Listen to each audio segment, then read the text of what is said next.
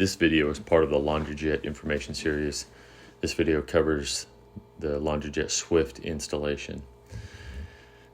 You start out with your rough-in with your pipe drop template, which allows you to locate your pipe locations on both 1/2 inch and 3/4 inch sheetrock.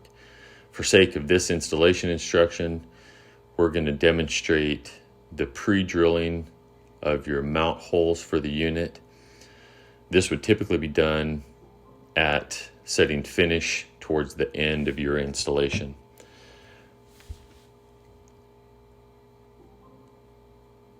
You will use the pipe drop template during rough-in to locate your pipes and then drop your incoming pipeline down to the proper elevation to mount with the Swift. There's a collar on top of the Swift that the pipe will locate on. It's critical that the unit be mounted level so that everything works properly. It's critical for the door, for it not to catch, to be mounted on a level and plumb surface.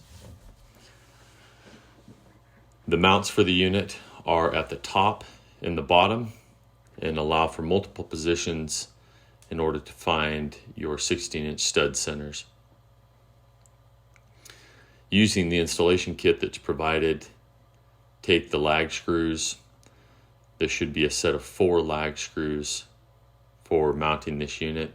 Using those 4 lag screws, locate all 4 of the pre-drilled holes and one by one set each piece of hardware, ensuring to not over-tighten, as over-tightening may cause a break or crack at the point of attachment.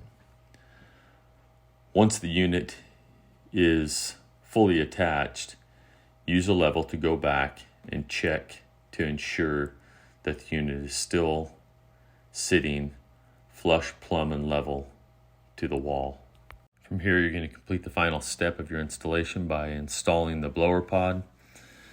Simply slide the blower pod in place and then, using the hardware provided, secure the pod in place. You will in addition connect your power cord, but do not plug it into power until you're ready for your final test.